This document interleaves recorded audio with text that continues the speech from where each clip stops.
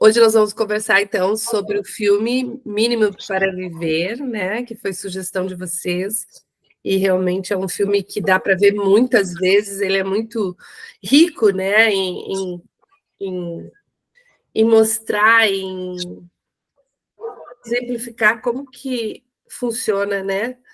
A questão dos transtornos alimentares, principalmente ali sobre a anorexia.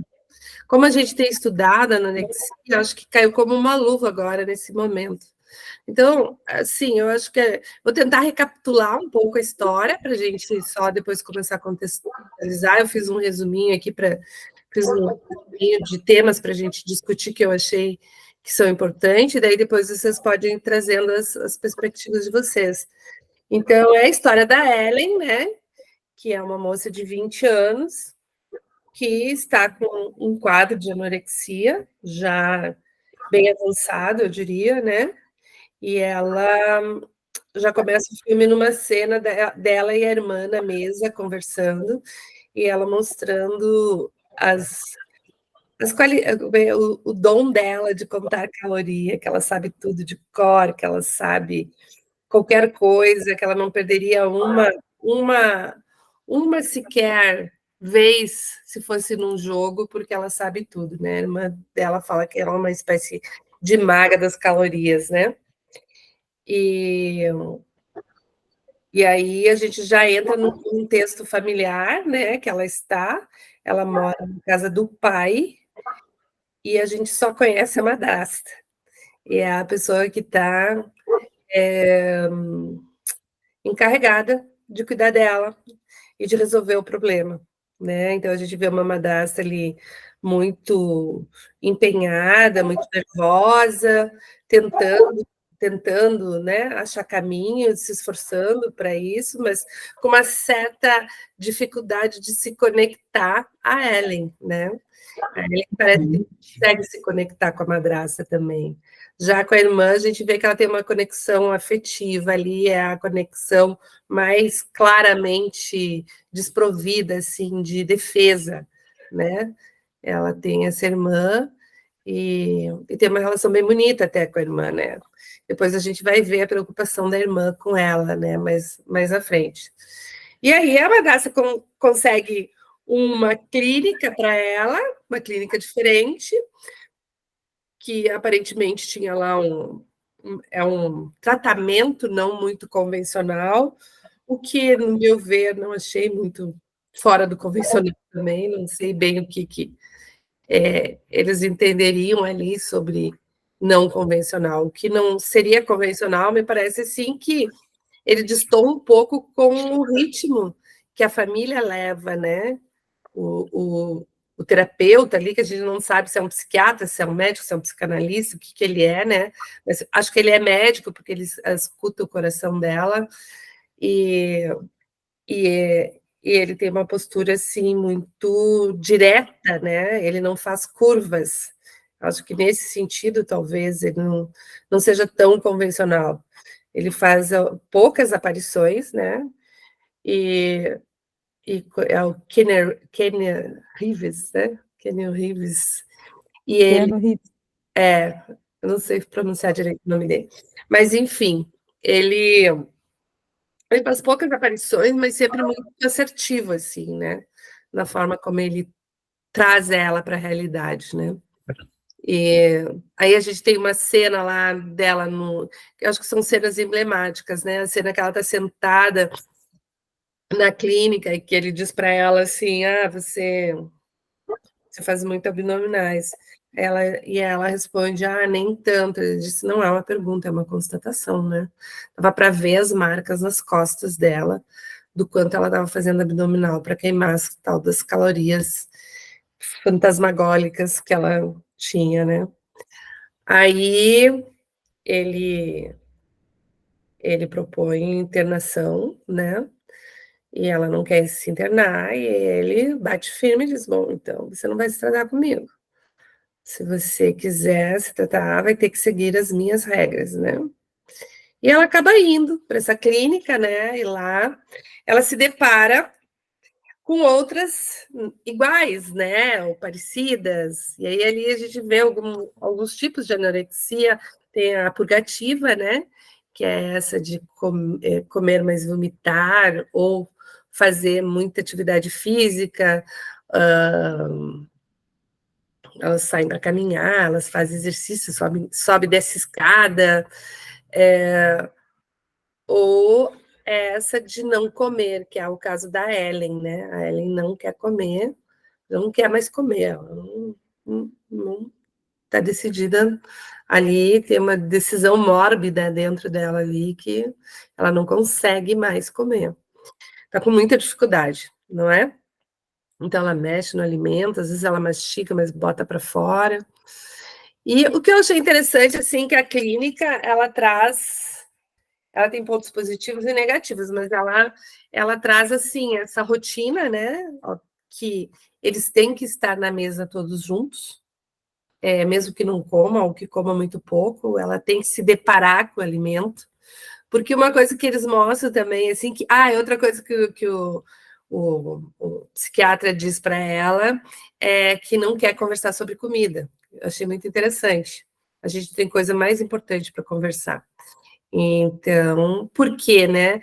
Porque na anorexia, eles se alimentam das imagens, eles se alimentam de ver o outro comer, eles se alimentam de falar de comida, né? Vocês veem no filme ela cheirando o negócio de chocolate, todas querem cheirar, porque ninguém quer comer, né? E todas querem cheirar aquele chocolate. E a vez que ela mais se solta com a comida é a hora que ela bota para a boca e depois tira, bota para a boca e depois tira, né? Que ela fica mastigando e botando. E o rapazinho lá, tá tudo bem, porque ele também sofre de anorexia e está num estágio mais evoluído que ela no tratamento, aparentemente, né? E então ele fala para não falar sobre comida, vamos falar de outra coisa. Por isso que é importante o tratamento multidisciplinar. Por quê?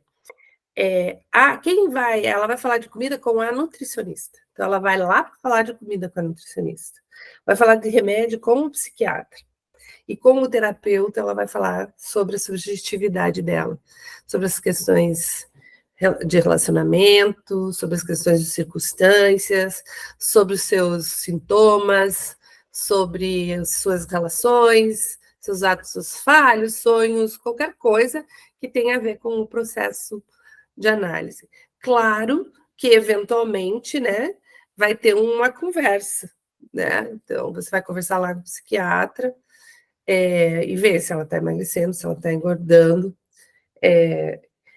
para poder, de vez em quando, então, como é que tá? Como é que você está? Você está emagrecendo? O que está acontecendo? Então, você vai trazer, mas não vai ser o teu foco no trabalho terapêutico falar sobre comida, sobre alimentação ou sobre medicação. Outra coisa que eu acho interessante, que daí seria mais também na linha comportamental ali, que tem umas regras na casa, né? Eu acho que seria uma coisa mais na linha da TCC, mas são regras, né? Então, se você comer, você ganha um ponto. Fizer alguma coisa para ajudar alguém, você ganha um ponto. E esses pontos vai dando direito a uma certa liberdade, né? Liberdade para ir no cinema, liberdade para ir no restaurante. O Luke foi no restaurante, a menina lá, a outra foi no cinema. E isso traz à pauta também a questão da competitividade, né? Entre elas ali, né? Uma falando, eu comi X, eu comi 600 calorias, eu comi 250. Né? Então, elas competem entre elas. E aí a gente chega naquela coisa dos grupos que tem, né? Que elas têm grupos na internet onde elas aprendem o comportamento e se apoiam mutuamente para. Eles ensinam a enganar as pessoas, ensinam o que dizer para o médico, o que dizer para a família, como fazer para não comer, né? Então, por exemplo, sair de perto, ver um filme na hora que todo mundo está comendo, ou só cheirar a comida, fazer coisas. Então, assim, elas se machucar para conter a vontade. Então, essa é uma outra coisa que acontece muito para quem tem anorexia. A gente viu lá no filme O Cisne Negro, né? Que ela se machucava ali, ela já estava com o pé na psicose, né? No Cisne Negro. Pé não, estava com os 2 pés na psicose lá, né?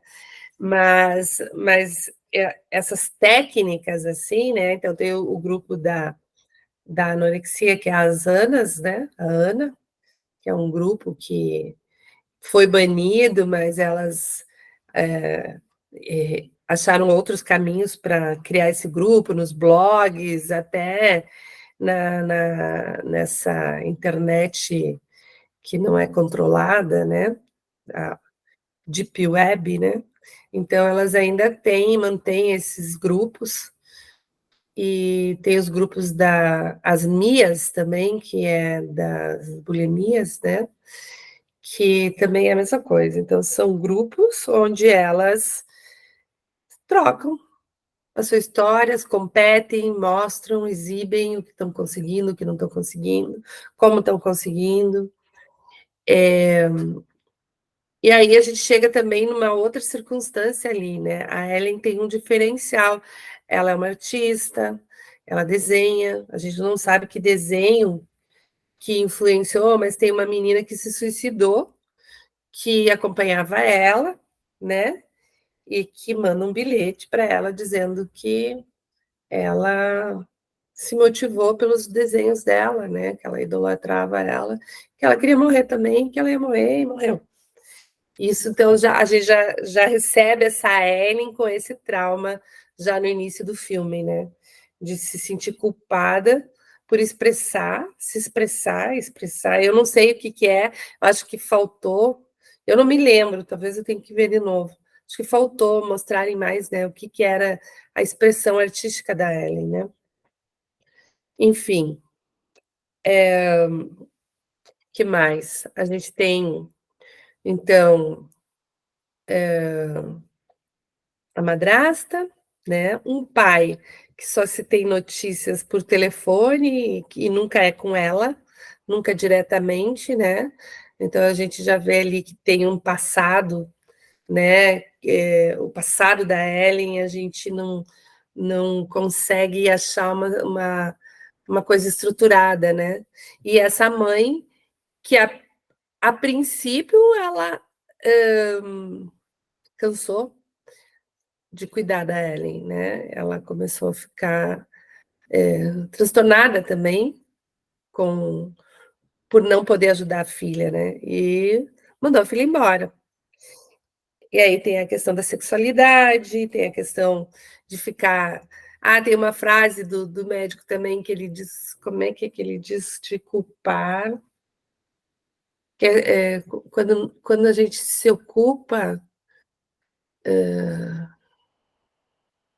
quanto mais a gente se ocupa de achar o culpado, menos a gente está próximo de achar.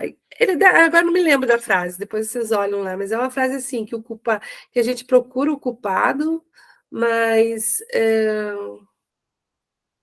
que a culpa. Alba, eu anotei aqui, ele disse procurar o motivo é uma batalha perdida. Isso, bem isso. É, sobre o motivo, né? Então, o motivo ou a culpa, né? Porque a madrasta chega na clínica falando pelos cotovelos, né? Super ansiosa, coitada, querendo dizer que o que ela achava, né? Que achava que era porque a mãe não podia cuidar dela, porque a mãe não tinha estrutura psíquica, porque a mãe era lésbica, porque então ela foi ali tentando, né? Achar respostas, e aí ele vem com essa frase. Outra frase que eu achei bem legal também, que ele fala das mães, né? Que elas são, como é que é? Sobre as mães, que ela foi a campeã em trazer mães, né? Das, das internas lá é que trouxe mais mãe, porque trouxe a madrasta, a mãe e a mulher da madrasta, né? Que também fica ali nesse papel, né? De se envolver na situação.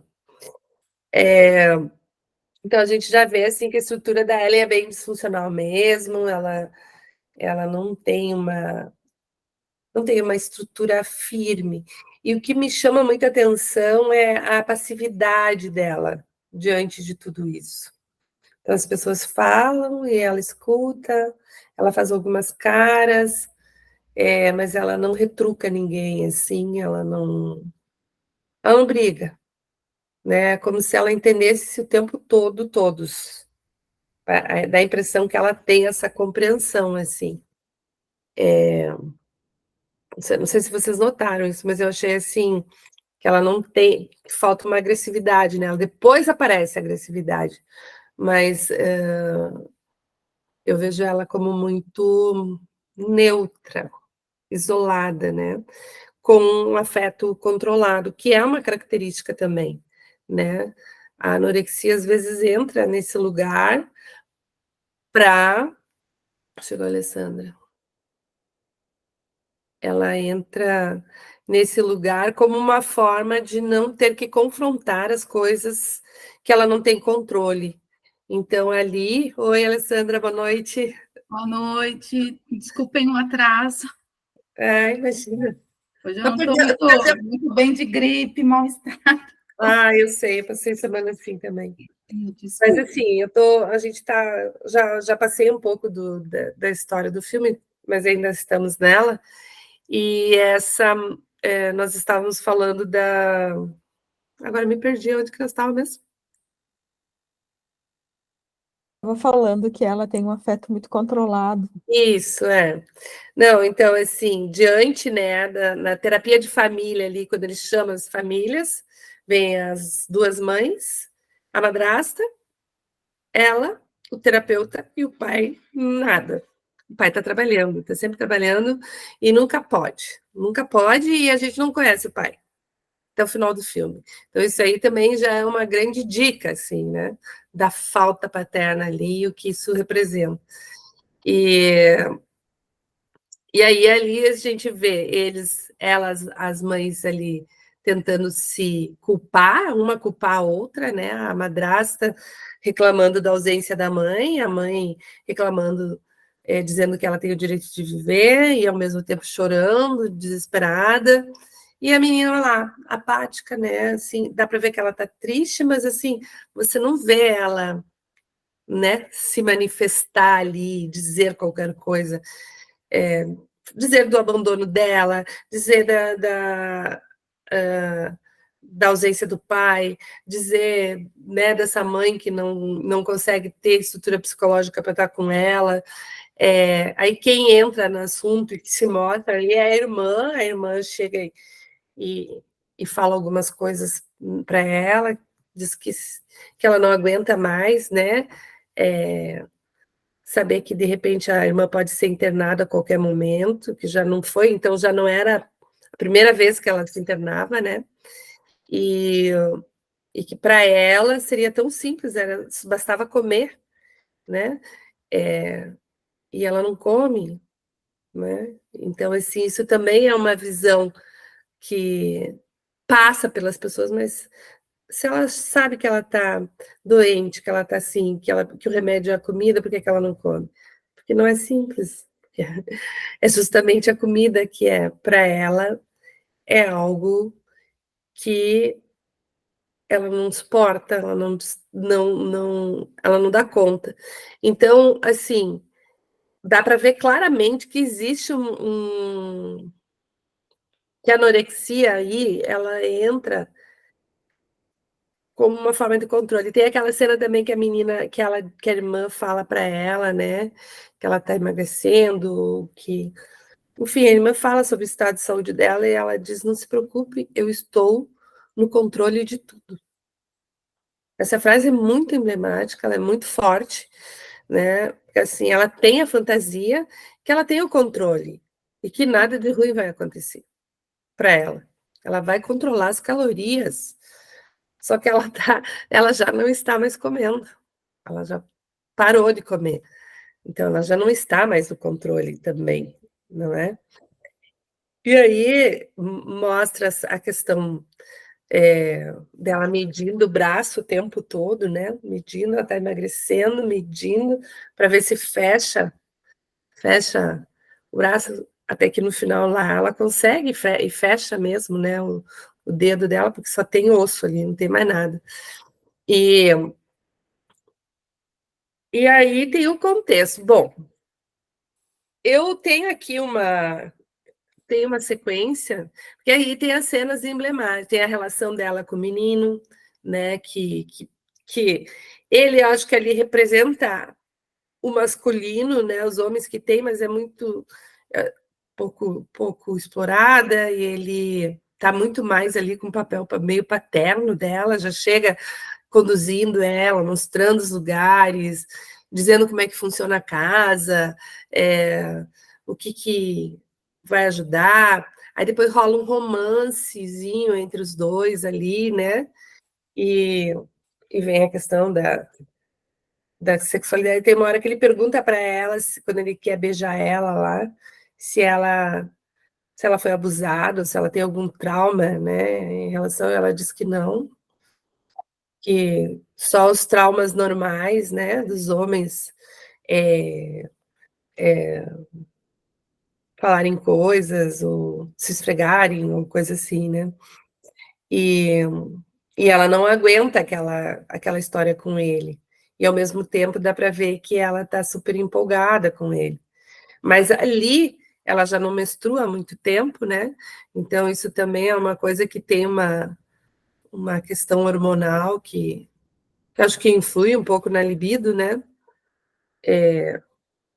Mas de certa forma ela tem uma melhora ali com o Luke.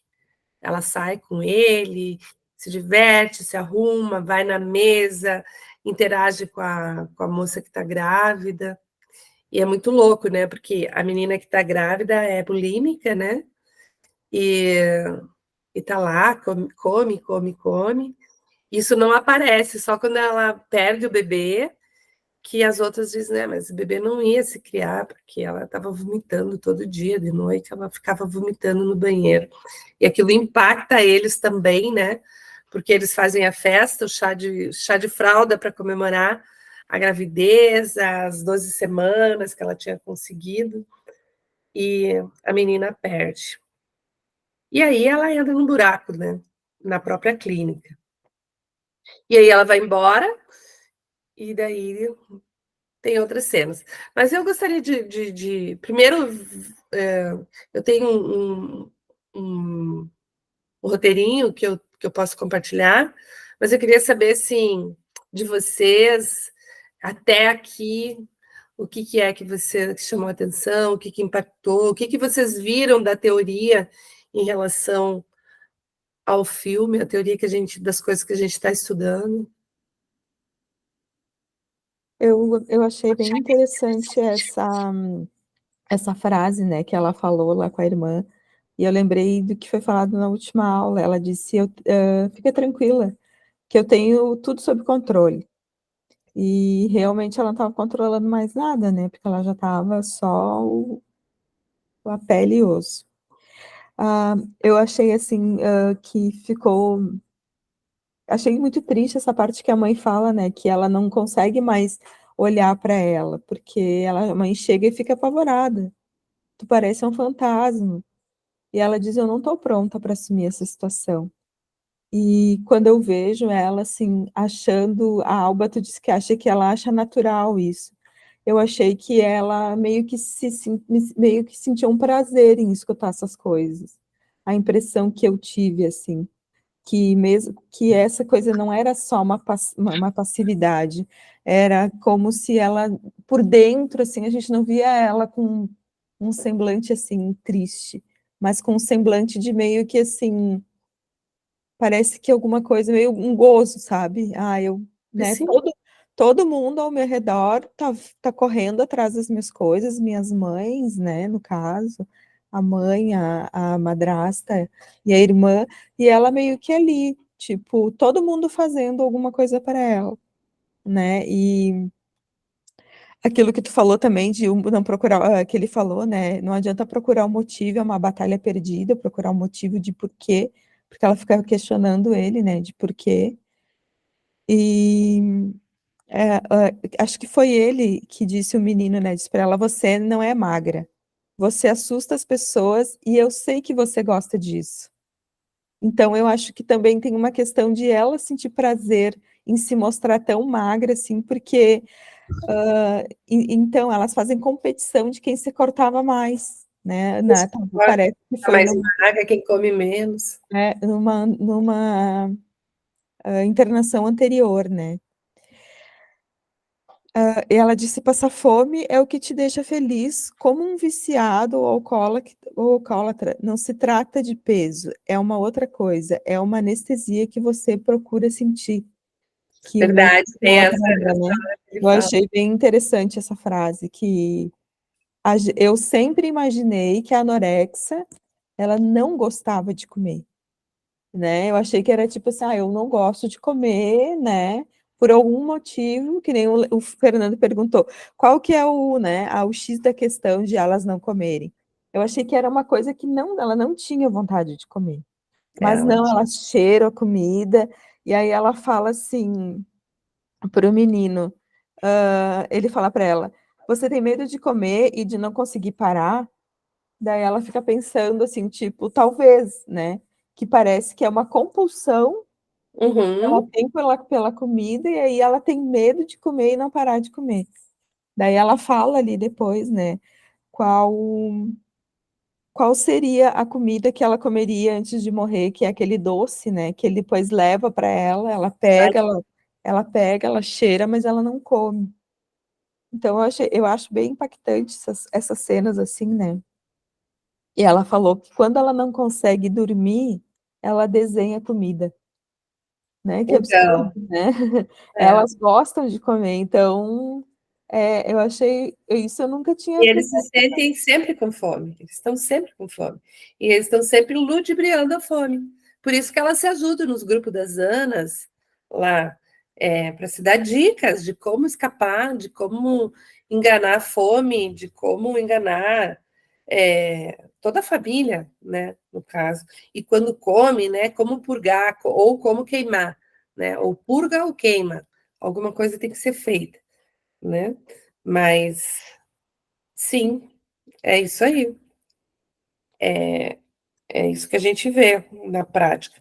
Até que chega um ponto que eu acho que entra no estado lá de raquitismo, que não tem mais fome. Não sei, não é que não tenha fome, não percebe mais, entendeu? Que daí tá na linha quase zero ali da pulsão, né? De vida. Zero. Não tem mais. Não sente mais. Que é muita coisa, muito que acontecia com o pessoal que estava no campo de concentração, né? Chega uma hora que não sente mais fome, porque não tem mais aquela pulsão ali de vida para comer, né? Muito bom. E que mais? E aí essa questão de falar sobre, né, como o comportamento do alcoólatra. Eu acho que eles também são muito manipuladores, assim como os alcoólatras, né? Eles manipulam tudo, tipo, eles manipularam que eu achei, assim, que ficou muito mais evidente, quando eles vão ali no restaurante e ele mente para a garçonete de forma, assim, como se ele estivesse fazendo uma coisa muito, né, para poder começar a tomar cerveja. Eles mentem que estão com câncer, que ela está vomitando, para eles poderem ganhar cerveja. Então, acho um comportamento. Aí ficou muito, para mim, muito evidente que é muito parecido esse comportamento, né? E aí Sim, eu nunca tinha pensado sobre essa questão de a anorexia ser tão compulsiva quanto um drogado, um alcoólatra, no caso. um comportamento, né? É. Na verdade, é um comportamento aditivo de controle, mas não aditivo, né? Porque o alcoólatra é um adicto, o drogado é um adicto, a anorética não é adicta, É um adicto sem substância, né? sem substância, exatamente. É adicto Ok. do controle emocional, do controle do meio, do controle dos outros, ou da fantasia de controle, né? E por quê? O que você acha, Alessandra, do que até aqui?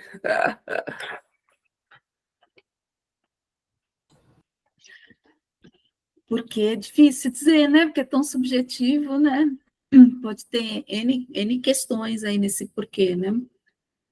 Mas quando você fala sobre essa adição, né, sem a substância, achei interessante, porque há esse o comer o nada, né? Como a gente vê em alguns autores, né? Trazendo esse prazer do comer o nada, né? E isso é uma adição, né?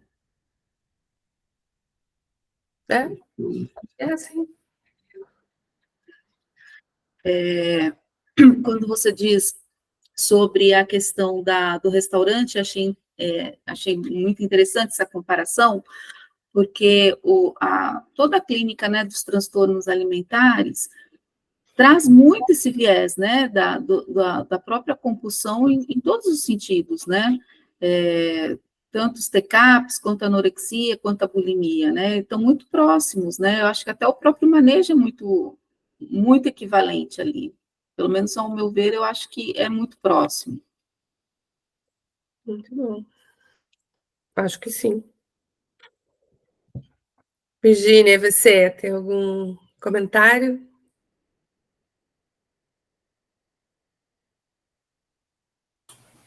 Agora sim. Eu achei o final do filme, ele é muito forte também, né? A hora que que a mãe amamenta ela ali, né? E faz aquela reconexão, e aí depois ela vai para a selva ali, né? E consegue se ver, né? Ela olha para baixo e ela vê um cadáver, né? E ela parece que tem a noção de onde ela chegou, né? Ou que era o último suspiro dele, né? E como o médico falou, né? Para alguns, eles precisam chegar no fundo do poço, mas como é difícil para quem está em volta deixar que isso aconteça, né? E principalmente ali para a madrasta, que era a que mais estava empenhada, né? Como a rede de apoio também é difícil para a rede de apoio esse corte, né? Tipo, agora vamos ver o que vai acontecer, se correr o risco de morrer ou não, mas para poder recuperar tudo de novo, né? Eu acho o final do filme bem forte, assim, bem. Sim, tem algumas cenas que são muito emocionantes, para mim, pelo menos, né? A cena dela, quando ela come aquele minúsculo pedaço de chocolate, né? Que representa ali que ela começou a se conectar com as pessoas da clínica ali, né? E é muito emocionante a hora que aí todo mundo aplaude que ela comeu, ela cortou e não sei quantos pedaços aquela bolacha, eu não sei o que é, mas enfim, ela cortou em vários pedaços e pegou um pedacinho e botou na boca, né? Então ali ela teve uma melhora, mas depois ela dá uma recaída, né? Mas pode falar, depois eu falo. Mas é isso. É isso, pode falar. Fernando, você quer falar alguma coisa? Eu só sei que eu sempre choro quando eu vejo esse filme, tá? Eu não consigo não chorar. Mas, enfim.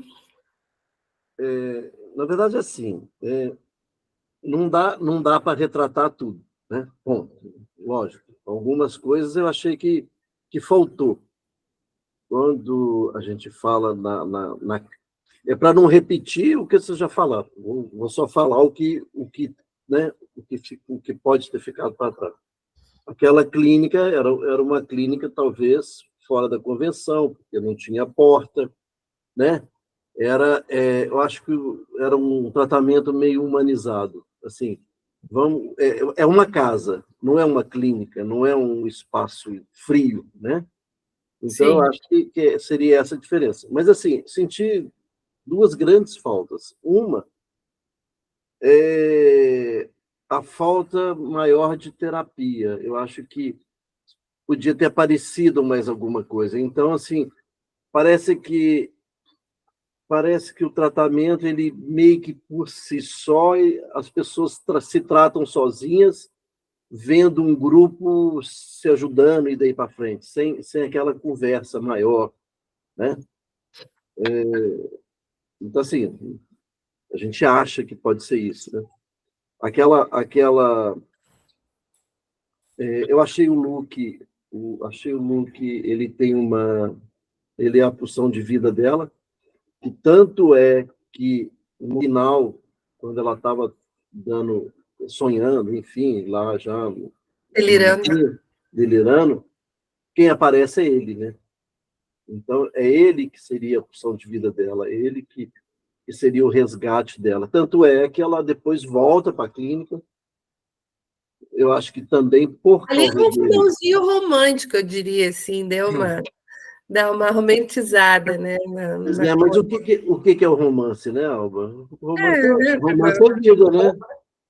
Romance é vida. não, mas você tem razão, eu concordo com você, porque no sentido assim, né, que ela ali quando ela teve aquele momento que ele beijou ela e tudo mais, apesar dela ter reagido e não ter gostado, ele ativou algo nela e isso foi proporcional à reação que ela teve.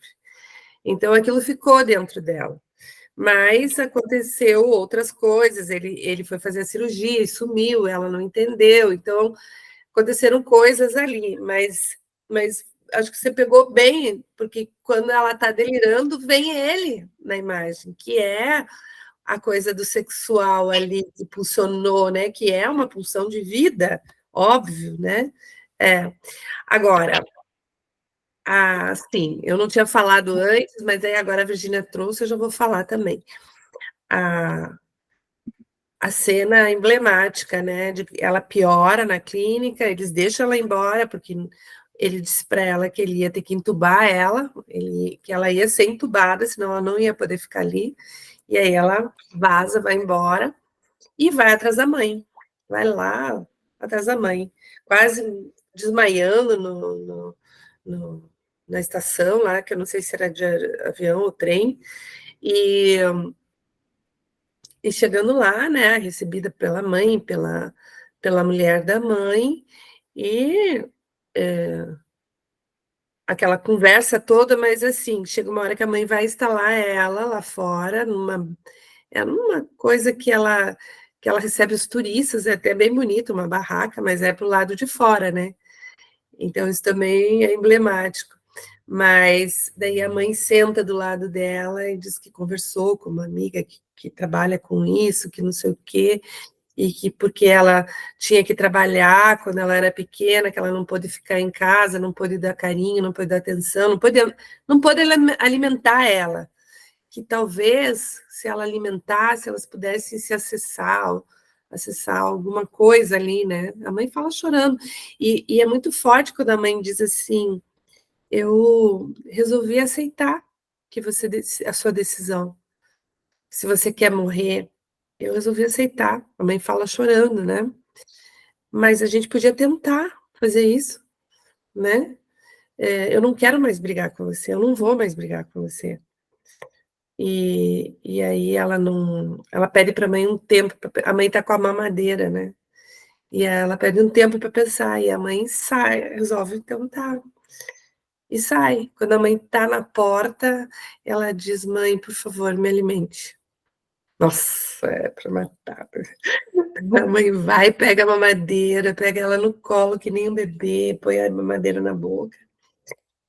E, e, e sim, é muito representativa essa cena. Aí depois a mãe sai, o que, que ela faz? Ela vai caminhar.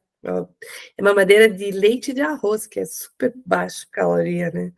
E ela vai caminhar, e ela sobe morro, sobe morro, sobe morro, vai lá em cima, e desmaia lá, na verdade, né?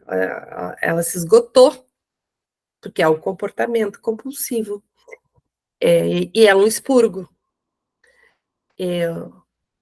E aí ela acorda no meio do delírio, né? Ela tá delirando, tem aquele sonho de se ver lá embaixo, né? Ver o corpo dela morrendo ali, ver ele também. Eu até nem me lembro do diálogo direito que ela tem no sonho dela. E aí ela se acorda esgotada no sol, mas feliz porque não tinha morrido, porque ela achou que tinha morrido, né? E aí ali é a virada, mas eu acho que a virada é o que aconteceu com a mãe, na verdade. Ali é como se ela tivesse recebido alguma coisa.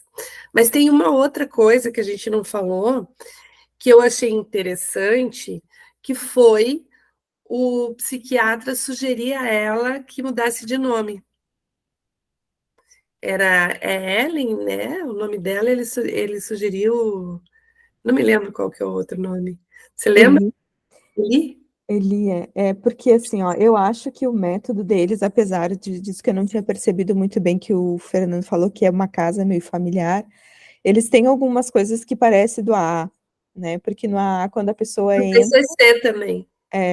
ele entra, eles têm que trocar, não é trocar o nome, tipo, vamos supor, Fernanda Maria, daí usa só Maria e só um outro sobrenome, que é para tipo, que é como os 12 passos, tu deixa a vida que tu tinha antes e começa a ter uma nova vida a partir de agora. Então, me parece que tem algumas coisas muito próximas do AA, tipo, não fecha mais a porta, porque agora as fazendas de recuperação não fecham mais, né, as portas. Pode sair a hora que tu quiser e não pode voltar a hora que quiser, mas pode sair quando quiser. E eu não tinha prestado atenção nesse negócio que é uma casa, porque ele parece que eles estão vivendo uma coisa de família que eles não tinham, né? E aí, Sim, sim. A construção da identidade, eu acho que a questão dele sugerir a ela um nome que combina, porque ele disse que achava que o nome não combinava muito com ela, e ela disse que também achava isso. E aí ele perguntou: você não troca o nome? Ela fez ali que não era fácil e tal. Eu disse: você preenche o formulário e faz. É rapidinho, né? E sugere o nome para ela. Elai. Eli. E aí ela já sai com esse nome. Então, assim, o nome ele está com uma proposta ali de ela construir a própria identidade. Lembra que a gente falou do espaço na última vez que a gente se reuniu? Do espaço entre ela e a mãe, entre o desejo do outro e o dela, o espaço dela se construir. Então, o nome, ele traz essa nova realidade. E isso que você falou, perfeito, que eu acho que sim tem a ver com a coisa do AA, que é até aqui você não tinha posse da sua vida. Daqui para frente você tem a posse do seu nome, né? Uhum. E isso é uma coisa muito simbólica, né? Porque é justamente o nome do pai que falta ali, na estrutura dela. Exatamente, eu ia falar isso. Falta o nome do pai, né? E ele vem e oferece um nome para ela, o psiquiatra, né? Então, assim, é uma coisa muito interessante que acontece. Outro diálogo importante que eu acho que ele tem lá, quando eles saem lá, que eles vão fazer um passeio lá num lugar, que tem aquela chuva, que eles entram na chuva, que ele dança, que ele fala para ela que não tem uma fórmula, não tem uma coisa mágica que vai. Eu não falo assim, mas eu estou falando assim, que vai resolver o problema dela. Não tem.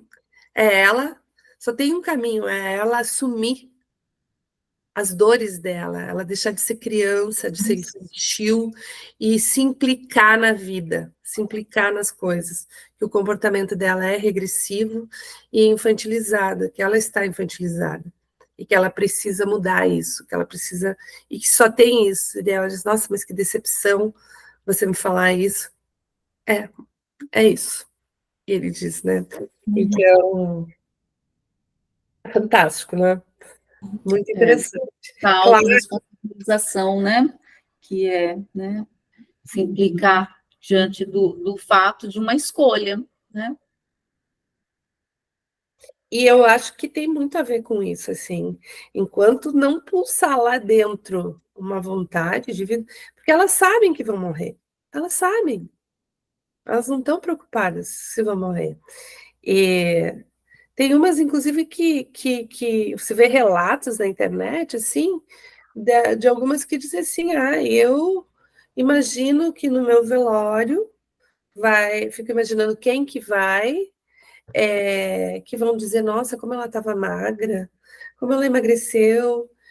Eu imagino o que vão comer no meu velório, que eu quero que sirva o meu prato preferido para todo mundo.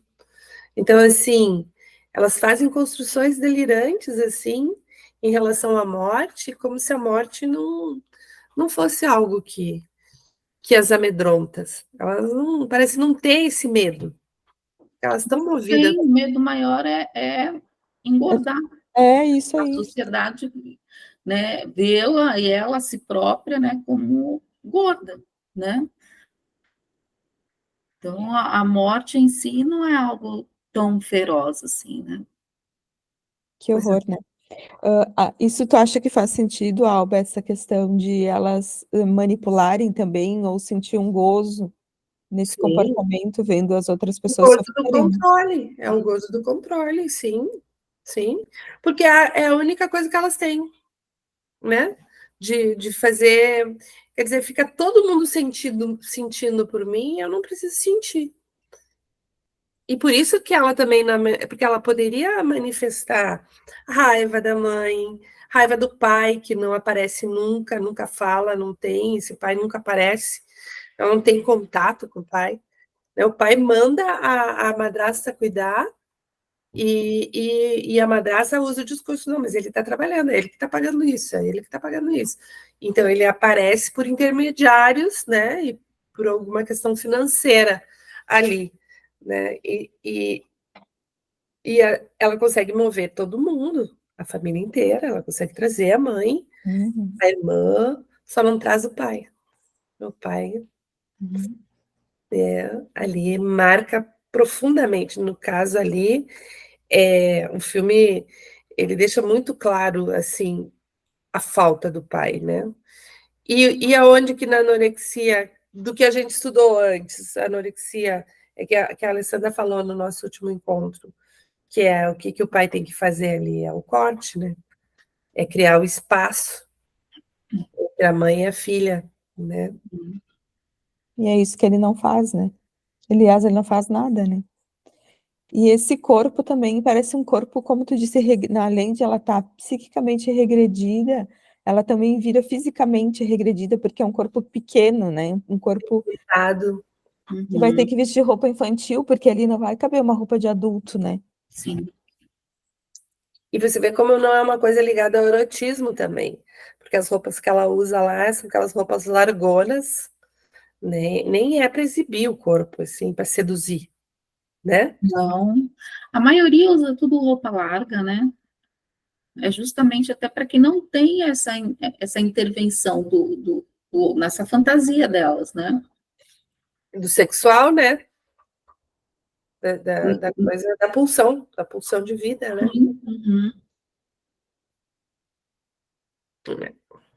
Eu acho que bem no comecinho do filme, a Ana está falando agora, eu lembro exatamente isso. Tem uma passagem lá que fala assim, loja de roupas infantis, alguma coisa, departamento de loja.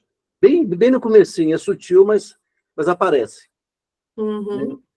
E eu falei assim, mas infantil... E aí o pessoal pensei, infantil, mas deixei passar, né? Mas a ficha caiu agora. Sim. E elas falam com orgulho, eu estou usando roupa de menina de 10 anos, Uhum. não é? Eu estava falando dos grupos, as Anas e as Mias, né? Uhum. Ali elas aprendem muita coisa. É terrível, né? É terrível pensar que existe, né? Grupos como esse. E apesar deles terem sido banidos da internet, eles têm os blogs, que ainda Sim, Telegram, né? os grupos de Telegram. Formas de se comunicarem, de ensinarem, né? De se alimentar, né? Através dessa própria ação. E eu acho assim que tem um outro aspecto também muito importante assim, e que eu já vi na prática assim, que muitos profissionais querem fugir disso, entendeu? Nutricionista, pediatra, psicólogos, psicanalistas, psiquiatras, É muito difícil achar um psiquiatra especializado que queira abraçar uma bronca dessas. Por quê? Porque o risco de morte, quando a anorexia está estabelecida, ele é grande. De todos os transtornos, ele é um dos maiores. Mais até do que a depressão. Mais do que a depressão. Então, às vezes, os pais não têm onde levar. Não sabem onde levar. Aí, para adaptar, é pouca oferta. É pouca oferta que tem de opções, assim, né?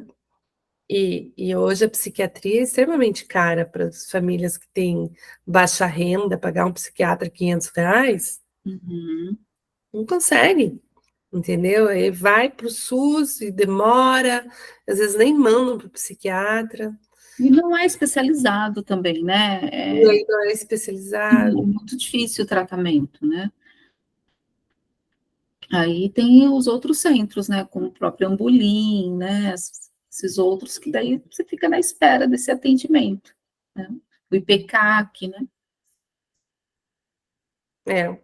Então, assim, existe um estigma também em cima da doença, né? E eu acho que esse filme ele traz um pouco essa ideia. A atriz que fez ela era anorética, tinha anorexia, né? E a diretora do filme também chamou ela para fazer justamente porque sabia da história dela. E a atriz diz que ela fez um emagrecimento ali controlado com nutricionistas, mas que foi uma coisa para ativar os gatilhos dela ali da anorexia, que ela já tinha passado daquele lugar, né? E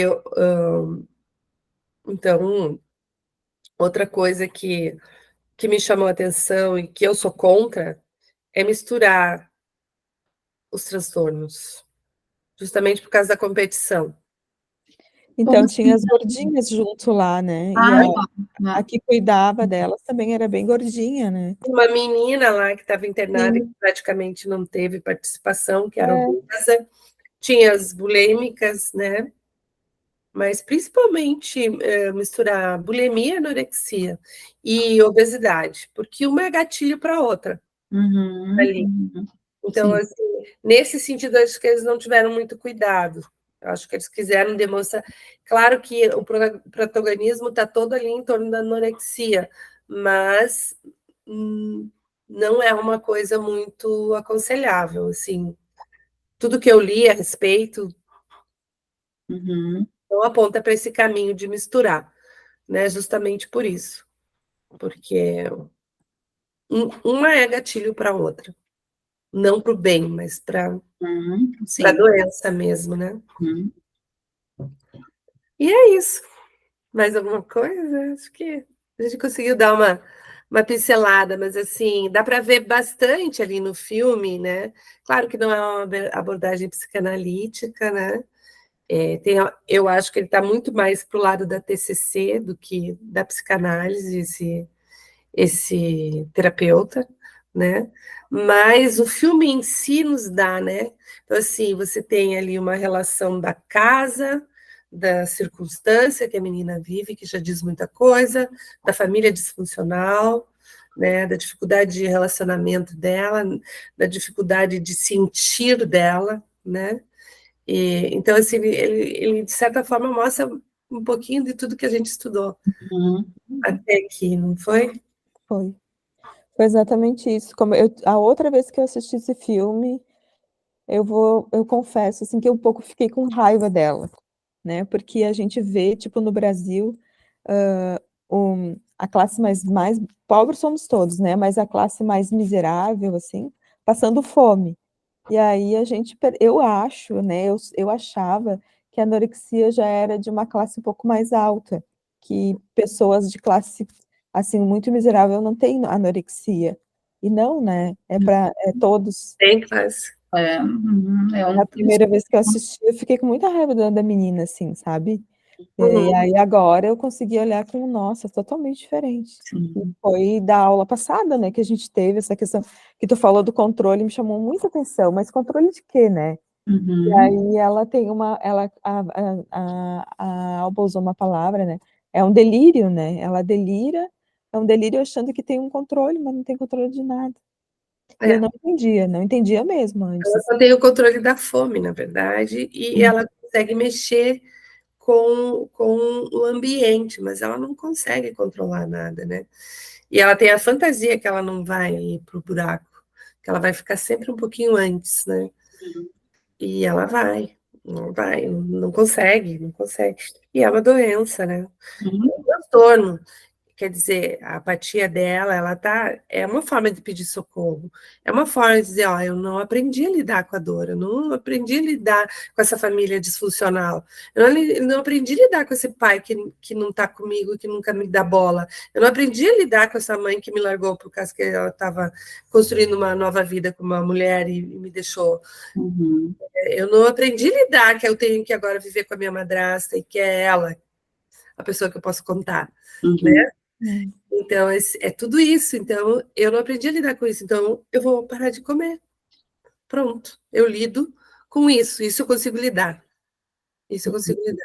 E no final do filme, que é um final romântico, claro, porque não é bem assim, não é assim, uma hora para outra que vira, mas eu acho que tem um momento de virada de chave, sim, onde a pessoa se agarra um pouquinho na vida e volta. Quando volta, né? Mas é bonita a cena quando ela volta para a casa da madrasta, chega lá, já está combinado, né? Ela volta e abraça a madrasta e abraça a irmã. Então, veja, eu até me arrepio, porque na hora que a mãe a abraça e a amamenta, né? Ela volta a ter o contato físico, né? E aí, quando ela volta para a saúde, a primeira coisa que ela faz é abraçar a madrasta, reconhecendo nela. A madrasta fica estranha, não consegue entender, e depois se emociona, né? E abraça a irmã. E aí volta para a clínica, volta para o tratamento. Mas é bem simbólico, né? Bem bacana. Mas é isso, acho que tá bom por hoje, né, meninas? Sim. Tá ótimo, foi ótimo. Então, até a próxima. Até a próxima. Tchau, tchau. Boa noite. Tchau, Alessandra. Obrigada.